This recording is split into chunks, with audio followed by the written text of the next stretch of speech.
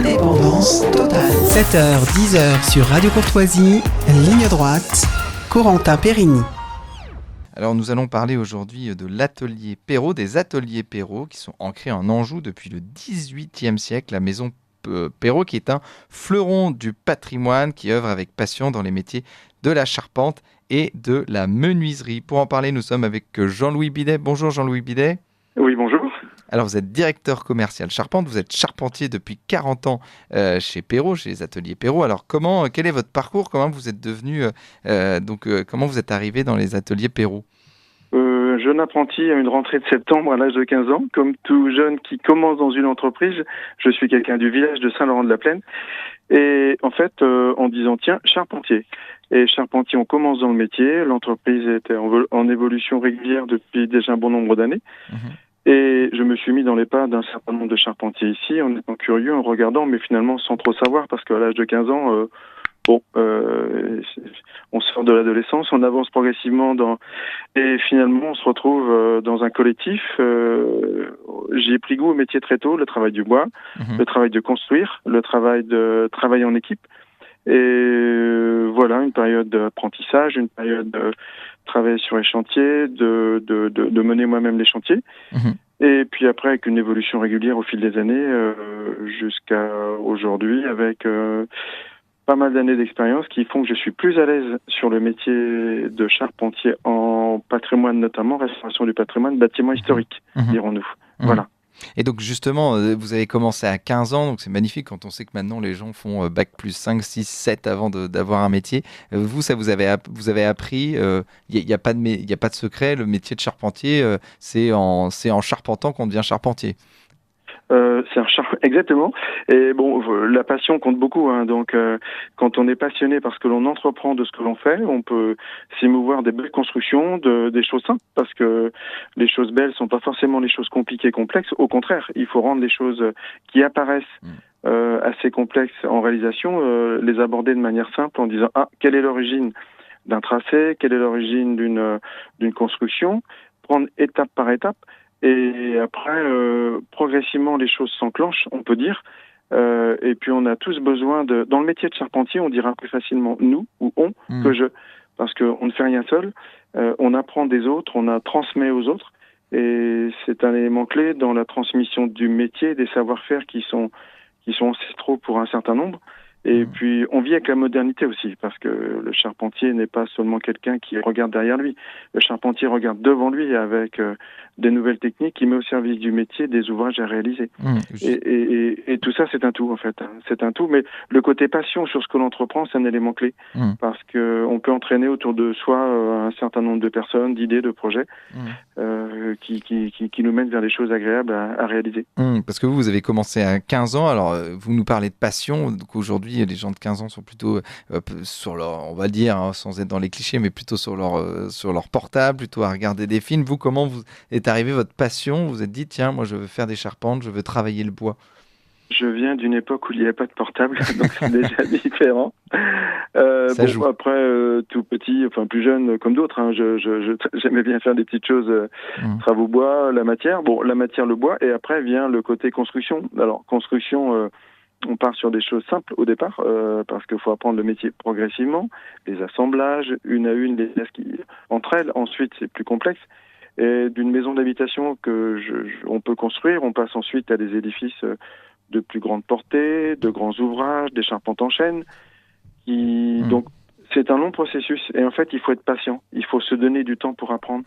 Et c'est toute la différence, c'est que un charpentier, pour qu'il puisse commencer à être à l'aise dans son métier, avec les bases acquises et la pratique du métier, il faut 5 ans. On va dire 5 ans. C'est-à-dire 15 ans, 16 ans, le début de l'apprentissage, par un CAP, par exemple. Il y a toujours ce parcours-là. Et après 20 ans passés, on se rend compte que si on est patient, si on apprend, si on se rend compte qu'on évolue, eh bien, après, on se dit, le temps produit son effet, donc finalement, mettons-nous dans ce temps un peu long. Mais pour ça, il faut que le métier se plaise, soit attractif, et que l'entreprise où on exerce son métier ait les conditions pour qu'on dise, je peux rester, il y a des beaux ouvrages, il y a des conditions agréables sur lesquelles je puisse faire un parcours plus ou moins long. Parce que l'entreprise qui investit dans la formation des jeunes, entre guillemets, la promotion de septembre, En septembre, on a toujours des jeunes apprentis sur différents métiers qui arrivent. L'idée, c'est de cultiver ça, d'entretenir, et que sur le nombre qui sont là en septembre, une grande partie puisse rester chez nous par rapport à la culture d'entreprise et l'apprentissage du métier. Et justement, on va en parler de ça, de ce retour, en tout cas au métier avec des valeurs, en tout cas où on voit la finalité de son métier. Ça, c'est important. Aujourd'hui, vous dites qu'il y a des nouvelles techniques parce qu'évidemment, charpentier, c'est un travail millénaire. Donc, forcément, on se dit quelles sont les nouvelles techniques aujourd'hui de la charpente. Les nouvelles techniques, je dirais, il y a plusieurs choses. On parlait de l'informatique, le dessin, dessin assisté par informatique, qui est rentré. Alors ensuite, il y a tout un protocole qui va se définir. Il y a des relevés, il y a numérisation le scan des charpentes en place. En fait, il y a énormément d'outils qui sont arrivés au service. Il n'empêche qu'il faut avoir les bases du métier, parce que ce ne reste que des outils au service de l'image, de la connaissance. Mais il faut le b.a.-ba qui permette, avec des outils simples connus de tous les temps, de dire « Ah, j'ai une charpente ancienne, une charpente neuve, elle se passe à Saint-Laurent-de-la-Plaine dans nos ateliers, elle se passe quand on est en déplacement sur un petit édifice, sur une église, un manoir ou autre, ou hors frontière, c'est-à-dire le charpentier sait voyager avec sa caisse à outils, et où il se trouve, s'il a les bases du métier, il pourra exercer son métier dans beaucoup de situations. Alors justement, donc on va parler de ces ateliers Perrault, des ateliers qui sont, on l'a dit, ancrés en Anjou depuis le XVIIIe siècle. Alors c'est un fleuron du patrimoine, et c'est peut-être aussi pour ça que votre passion, elle est d'autant plus vive, c'est que vous œuvrez pour le patrimoine français, et puis vous êtes enraciné, on l'appelle, en Anjou, puis vous venez du village d'à côté, donc il y a vraiment une dimension à la fois patrimoine national, ancré, enraciné dans une région précise qui est la vôtre. C'est ça. Moi, je viens du village, en fait. Donc, juste ces petites précisions, et de Saint-Laurent-de-la-Plaine. Et comme vous dites, on laisse une trace de ce que l'on construit. Et c'est pas une trace pour 6 mois ou à moins d'un accident, incendie, tempête qui puisse détruire un édifice que l'on construit. Mais je parle d'une charpente. Sinon, on construit pour des dizaines, des centaines d'années. Donc, lorsque l'on passera après le long d'un édifice sur lequel on a pu intervenir, on se dira « Ah, j'ai participé à cette... nous sommes des passeurs à un moment donné, mais j'ai participé à un moment donné à cet ouvrage, et même si ça se voit pas, parce que les charpentes dans les combles, elles sont cachées par la toiture. Si les combles sont aménageables, visitables, on verra l'ouvrage réalisé. Sinon, il y a une part d'humilité chez le charpentier, parce que ce qu'il fait, ça ne se voit pas. Et il le garde en lui, il le sait, il peut en parler facilement. L'évolution du métier, ça passe par tout ça. C'est un état d'esprit.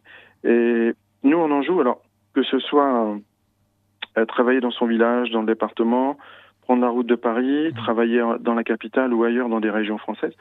L'architecture est tellement diverse que on peut trouver des chantiers attractifs, je dirais, historiquement, économiquement aussi, parce que l'entreprise se doit de vivre et de continuer à se développer. Donc les deux sont forcément reliés, mais on doit être garant d'une certaine qualité liée au patrimoine en France qui est exceptionnel à travers toutes les époques. Donc, bon nombre d'entreprises comme la nôtre se doivent de tenir à ça et de faire perdurer ça. Et en plus, vous êtes au service, vous dites, de la beauté et de l'excellence aussi. Ça, c'est important pour vous, que ce soit pour des belles charpentes, pour des beaux bâtiments, oui. Je pense, parce que faire une charpente, oui, quand elle est jolie, quand elle est belle, c'est encore mieux. Donc ça veut dire qu'elle soit bien dessinée ou reproduire quelque chose qui existait, pour que lorsqu'on arrive quelque part dans un lieu, dans un édifice, une charpente, le regard se promène, et en fait on se dit « Ah, il n'y a rien qui choque, on est dans les proportions, c'est élégant, c'est beau ». Donc en fait c'est ça, il ne faut pas être surpris par un défaut ou se dire « Ah, ici il y a une pièce qui ne convient pas, il y a une section de bois qui est un petit peu trop forte ». L'élégance, la beauté, on doit toujours l'avoir sur beaucoup de sujets, notamment dans l'art de construire. Et justement, en tout cas, les gens cherchent de plus en plus d'être au service du beau dans leur métier. C'est pour ça que vos portes ouvertes ont très bien marché récemment. Est-ce que vous pouvez nous en parler? Puis, vous parliez déjà aussi des profils des gens, c'est-à-dire des gens beaucoup qui sont en reconversion, qui étaient dans des métiers où ils ne trouvaient pas forcément de sens, et puis qui trouvent dans la charpenterie un sens à leur métier, où ils voient en tout cas le fruit de leur travail, évidemment avec le temps et avec l'humilité que ça nécessite. Voilà, vous avez tout dit dans votre question. Alors, nos portes ouvertes, c'est le week-end dernier, on a passé 3 belles journées. Nous avons ouvert nos portes pour accueillir des visiteurs. L'idée, c'était de montrer nos métiers. Et nous avons animé les ateliers le vendredi, une journée de travail, on va dire classique, avec des parcours plutôt réservés aux professionnels de nos rencontres, on va dire, tout au long de l'année. Donc nous avions environ 500 personnes qui nous ont rejoints. On a pu partager, les compagnons charpentiers et menuisiers ont pu parler de leur métier, montrer les ouvrages, et qui pour certains connaissaient, d'autres ont découvert. Et tout ça au fil de la journée avec des animations, des conférences liées à nos métiers ou à d'autres sujets en cours. On a eu des bons moments d'échange. Le samedi suivant, donc le lendemain, plus ouvert aux salariés, à leurs familles, aux gens du village et autour. Et là, avec des animations également, les enfants étaient là, donc avec des maquettes, le côté pédagogique montré pour se dire, le métier de charpentier, de menuisier, à petite échelle construire une maquette, à grande échelle on a des choses visibles pour nos chantiers en cours, mais tout ça montre que, on parle de l'apprentissage tout à l'heure à 15 ans, 5000 personnes sont défilées dans nos ateliers samedi dernier, ce qui est beaucoup. La fluidité s'est bien passée, on avait quelques questions sur l'organisation, mais à la fin du compte, on a une satisfaction, enfin, c'est ce que nous ont dit les gens, parce que c'est les visiteurs qui en parlent le mieux. Et après, vous parliez de gens qui se réorientent à un moment donné. L'exemple d'un charpentier qu'on a actuellement, qui est informaticien, sur ce parcours-là, 10 heures devant un ordinateur, responsable d'un service, et un jour il s'est dit, non, ça suffit. À 27 ans, je vais revenir ou je vais venir vers quelque chose qui a donné du sens, ou un autre sens à ma vie. Il nous a rejoint, aujourd'hui il a passé son CAP, son brevet professionnel, et il est intégré dans l'équipe, il évolue pour faire ses propres ouvrages lui-même avec son équipe bientôt. Et il n'est jamais trop tard. Alors évidemment, je voulais vous parler d'un de vos projets en particulier, qui est la charpente de Notre-Dame. Combien de temps ça vous a pris ? Combien de personnes ont été mobilisées pour cette œuvre qui doit être immense, on l'imagine ? Alors la cathédrale Notre-Dame, pour resituer, nous avons remporté le marché pour restituer les charpentes du chœur, les charpentes médiévales du chœur et de la nef, en groupement avec l'entreprise Démon en Normandie. Nous, Atelier Perrault, nous portons le projet dans l'ensemble des études, la conception, et après nous avons une répartition pour tailler la charpente et les monter, les poser dans le ciel de Paris sur les murs de Notre-Dame. Ce travail a nécessité, depuis l'été dernier, choisir les bois en forêt, mis à disposition dans le cadre du marché de l'établissement public de Notre-Dame, par le biais de l'ONF, c'est-à-dire choisir nos propres bois. Les forêts ouvertes par l'ONF, nous avons choisi les bois dans les arbres qui nous ont été proposés. C'était l'été dernier. Automne-hiver, les arbres ont été coupés pour arriver dans nos ateliers. Hiver-printemps, nous avons équarri les pièces à la hache. Comme les techniques du 12e, 13e, nous les avons reproduits. Tous ces savoir-faire, nous avons reproduits pour retrouver un aspect semblable de la charpente aujourd'hui à ce qu'elle était avant incendie. Les traces d'outils laissés, les savoir-faire, les façonnages. Nous avons fait les taillages printemps-été et maintenant nous allons à Paris poser progressivement la charpente du chœur et de la nef sur les murs. Cette charpente de Notre-Dame a remis au jour un certain nombre de savoir-faire qui étaient un petit peu endormis ou utilisés ponctuellement, et aujourd'hui à grande échelle ils apparaissent et ils peuvent être pratiqués de nouveau demain sur d'autres édifices. Et évidemment, on imagine l'émotion que ça doit être de pouvoir faire cette charpente de Notre-Dame qui va rester, on espère, pour des centaines d'années. Merci beaucoup Jean-Louis Bidet. Je rappelle que vous êtes directeur commercial charpente des ateliers Perrault. Puis vous pouvez évidemment, si vous voulez d'autres informations, aller sur le site des ateliers Perrault. Puis même si vous voulez vous reconvertir, pourquoi pas. Merci à vous.